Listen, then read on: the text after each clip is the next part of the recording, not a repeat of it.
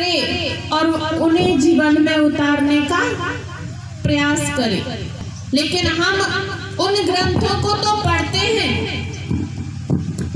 और उन्हें पढ़कर छोड़ देते हैं, लाल कपड़े में बांध के साइड से रख देंगे, उसे हम जीवन में उतारने का प्रयास नहीं करते। भगवान ने फिर तीसरी कृपा की कि हमारे बीच में समय समय पर संतों को भेजा और संत गांव गांव में जाके,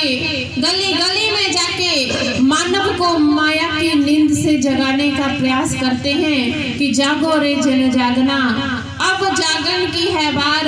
और फिर क्या जागे नानका जब सोबे पांव पसार की है। दुनिया के लोगों जागो, प्रभु परमात्मा ने एक अवसर दिया है, मानव चोला देकर के हमें एक मौका दिया है। अगर इस मौके से फायदा नहीं उठा पाए तो संत कहते हैं वक्त था वो काम का, वक्त था वो काम का जिसको उड़ाया धूल में, वक्त था वो काम का जिसको उड़ाया धूल में, वक्त था परलोक जब अपना बना सकता था तू, और वक्त था हर श्वास पर मोहर लगा